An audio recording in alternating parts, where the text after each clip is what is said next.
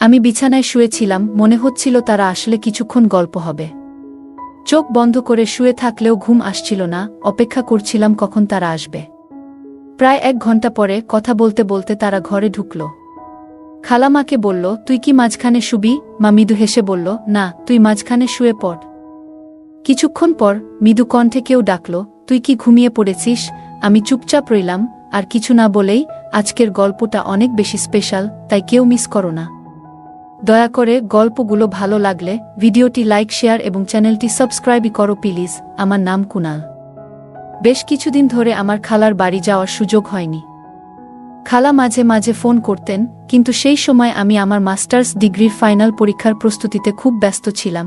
এখন পরীক্ষার ফলও বেরিয়ে গেছে এবং আমি একটা ভালো চাকরির সন্ধানে আছি।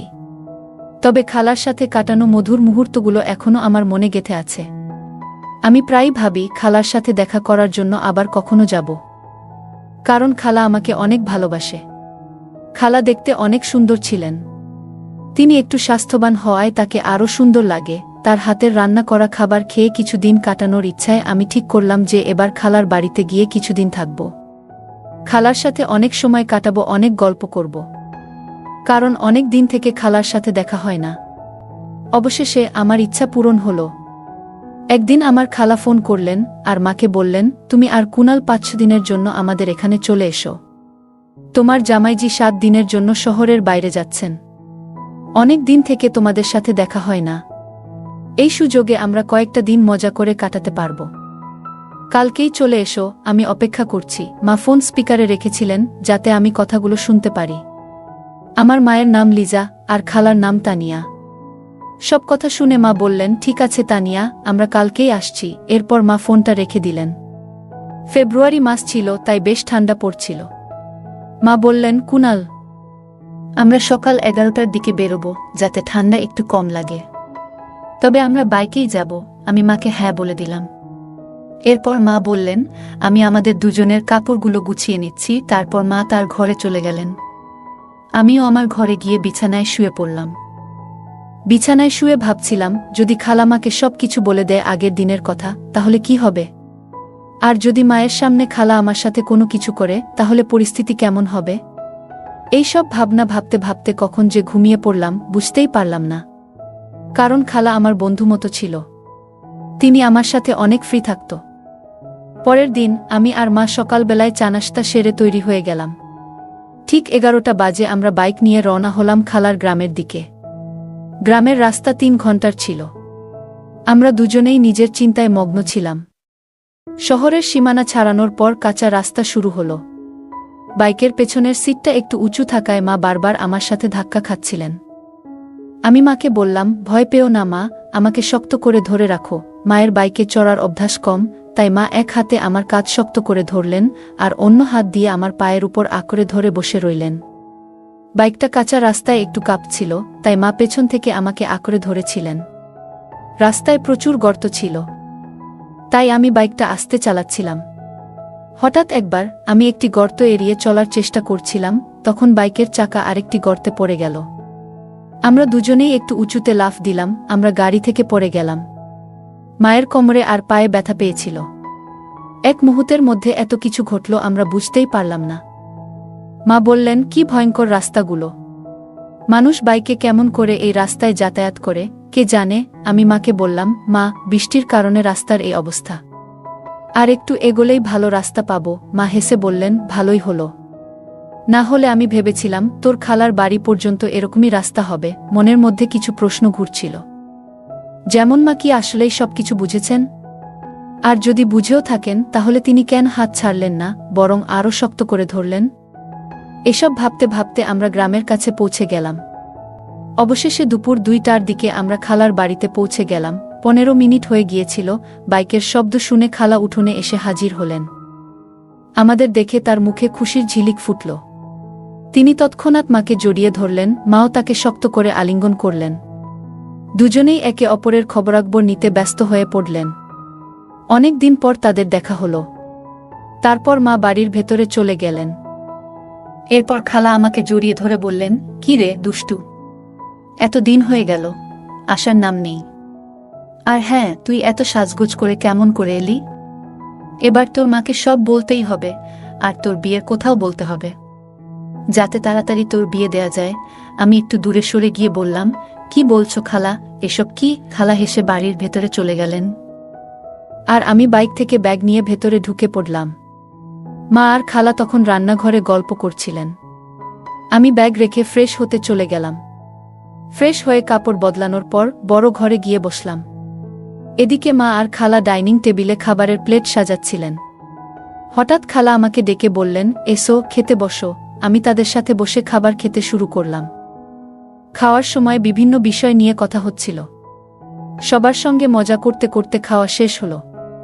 তখন মা বললেন, তানিয়া, কি বলবো তোকে? রাস্তা এতটাই খারাপ ছিল যে বাইকে ধাক্কা খেতে খেতে আমার কোমর আর শরীর ব্যথা হয়ে গেছে। পুরো শরীরটাই যেন ব্যথায় ভরে গেছে। এখন তুই কিছু কর, আমি বেশ অসুস্থ হয়ে পড়ছি। এ কথা শুনে খালা বললেন, কোনো চিন্তা করিস না, কুনাল খুব ভালো মালিশ করে। একবার আমারও শরীর খুব ব্যথা করছিল, তখন ওই আমাকে মালিশ করেছিল। তারপরে আমার পুরো শরীর একদম হালকা লাগছিল। এত কথা বলে খালা আমাকে চোখ মেরে বললেন, কুনাল, তোর মায়ের শরীরটা ব্যথা করছে, মালিশ করে দিস, পরে আরাম পাবে। আমি সম্মতি জানিয়ে ঘরে চলে গেলাম, কিন্তু মনে মনে একটা প্রশ্ন ঘুরতে লাগলো, খালা কেন বললেন যে আমি ভালো মালিশ করি? সত্যিই কি তিনি মজা করছিলেন, না মায়ের সাথে আমার ঘনিষ্ঠতা বাড়াতে কিছু একটা পরিকল্পনা করছেন? খালার এই আচরণের পেছনে কি উদ্দেশ্য ছিল তা ভেবে আমার মধ্যে অস্থিরতা বাড়ছিল। খালা আর মা তখন রান্নাঘরে পরিষ্কার করছিলেন, আর আমি দূর থেকে তাদের দিকে নজর রাখছিলাম। তাদের দেখতে এবং তাদের দুজনের সৌন্দর্য একই রকম মনে হচ্ছিল। তারা ধীরে ধীরে কথা বলছিলেন, তবে আমি ঠিকভাবে কিছু শুনতে পারছিলাম না। কিন্তু কেন জানি না, মনে হচ্ছিল তারা আমার কথাই বলছিলেন। কিছুক্ষণ পর তারা দুজনেই রান্নাঘর থেকে বেরিয়ে এসে বড় ঘরে বসে পড়লেন। তখন বেলা 4টা বাজে। খালা বললেন, লিজা, তুই একটু কাপড় বদলে নে। গাউন এনেছিস? যদি না আনিস তাহলে আমারটা নে। তারপর এক গ্লাস পানি খেয়ে শুয়ে পড়। তারপর কুনাল তোর শরীরটা মালিশ করে দেবে, যাতে তোর শরীরের ব্যথা কমে যায়। এতটুকু বলেই তারা দুজনে শোবার ঘরে চলে গেলেন। আমি বসে বসে ভাবছিলাম, জীবনে কখনো এমন ধরনের কাজ করিনি। কিছুক্ষণ পর খালা রান্নাঘর থেকে একটা পাত্রে কিছু নিয়ে এসে বললেন, চল, সময় হয়েছে। আমি কিছু না বলে চুপচাপ তার পেছনে শোবার ঘরে গেলাম। সেখানে গিয়ে দেখি মা বিছানায় শুয়ে আছেন। মায়ের পা এবং শরীরে প্রচণ্ড ব্যথা ছিল, কারণ তিনি গাড়ি করে আসার সময় পড়ে গিয়েছিল। মাকে দেখে মনোযোগ দিয়ে তাকিয়ে রইলাম। হঠাৎ খেয়াল করলাম খালা আমার পাশে দাঁড়িয়ে আছেন। খালা হেসে বললেন, কি দেখছিস কুনাল? আগে কখনো কি তোর মাকে দেখিসনি? তোর মাকে একটু তেল দিয়ে মালিশ কর, তার অনেক কষ্ট হচ্ছে। মায়ের ব্যথা লাঘব করার জন্য আমি বিছানার পাশে বসে একটু চিন্তায় পড়ে গেলাম।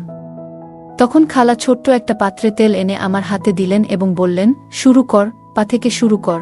আমি আস্তে আস্তে মায়ের পায়ে তেল লাগাতে শুরু করলাম। খালা পাশে বসে মনোযোগ দিয়ে আমার কাজ দেখছিলেন।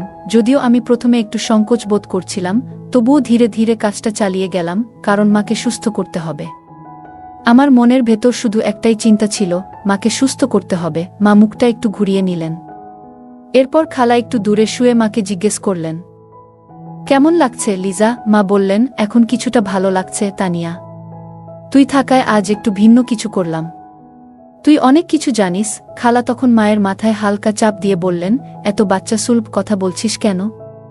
কুনাল তো পাশে রয়েছে, সে কি ভাববে? মা একটু লজ্জা পেয়ে হাসলেন এবং বললেন, আরে তানিয়া, আর কথা বাড়াস না, না হলে পুরো ব্যাপারটা নাটকের মতো হয়ে যাবে। এরপর মা আমাকে বললেন, কুনাল, বেশ আরাম হচ্ছে, তাই আর বেশি মালিশ করা লাগবে না।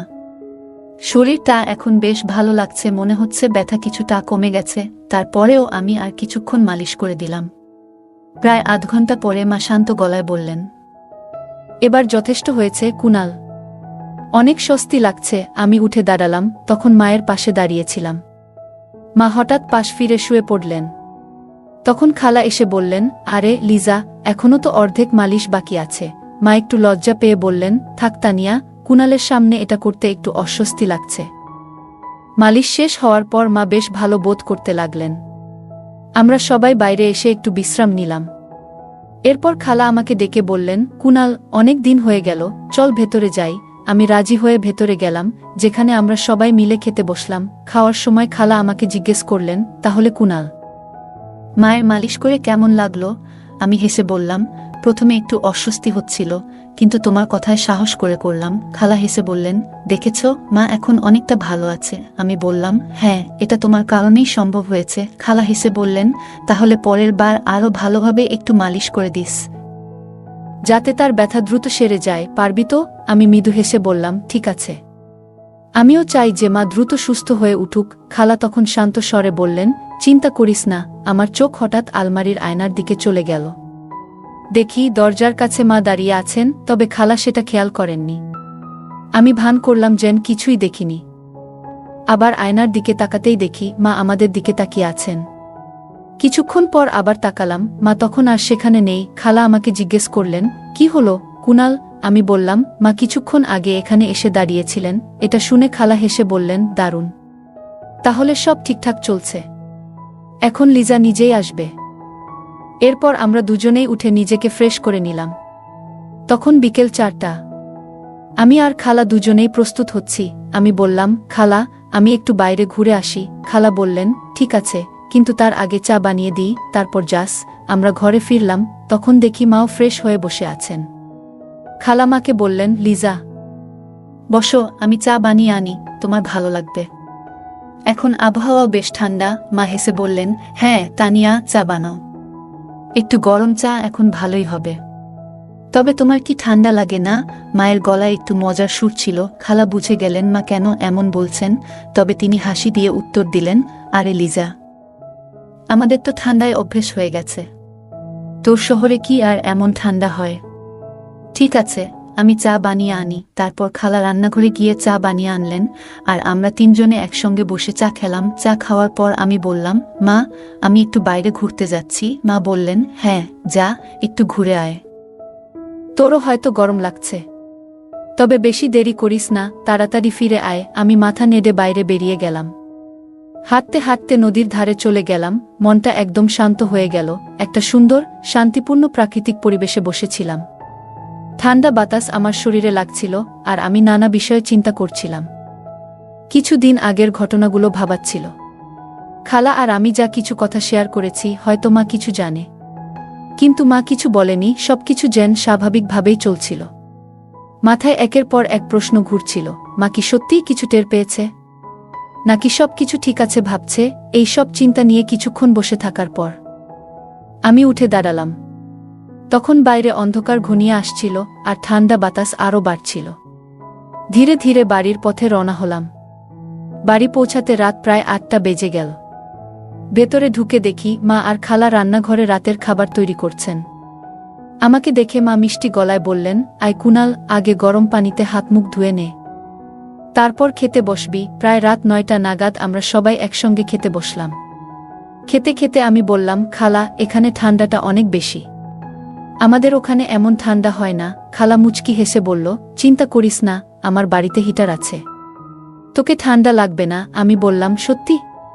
তাহলে ঠিক আছে, আজ একটু আগে ঘুমাবো, বেশ ক্লান্ত লাগছে। খালার কথা শুনে মা মজা করে বলল, তুই এত ছোট, তোর আবার কি ক্লান্তি? খালা হেসে বলল, আরে লিজা, এত পথ পাড়ি দিয়ে এসেছে, তার উপর রাস্তার এমন অবস্থা। মা আর কিছু বলল না। আমরা সবাই মিলে গল্প করতে করতে খাওয়া শেষ করলাম। তারপর মা আর খালা রান্নাঘর পরিষ্কার করতে ব্যস্ত হয়ে পড়ল, আর আমি উঠলাম একটু বাইরে হাঁটতে। কিছুক্ষণ পর আমি শোবার ঘরে গেলাম। ঘরটি আগে থেকেই গোছানো ছিল। বিছানায় একটি বড় কম্বল পাতা ছিল, যা দুজনের জন্য যথেষ্ট। আমি কাপড় পরিবর্তন করে কম্বলের নিচে ঢুকে শুয়ে পড়লাম এবং দেওয়ালের দিকে মুখ করে চোখ বন্ধ করলাম। জানতাম অন্যরা রান্নার কাজ শেষ করে আসবে, তবে তখনও অনেক চিন্তা মাথায় ঘুরছিল। আমি বিছানায় শুয়েছিলাম, মনে হচ্ছিল যে তারা এলে গল্প হবে। যদিও চোখ বন্ধ করে শুয়েছিলাম, ঘুম আসছিল না। তাদের আসার জন্য অপেক্ষা করতে লাগলাম। প্রায় 1 ঘন্টা পরে কথা বলতে বলতে তারা ঘরে ঢুকল। খালা মাকে বলল, তুই কি মাঝখানে শুবি?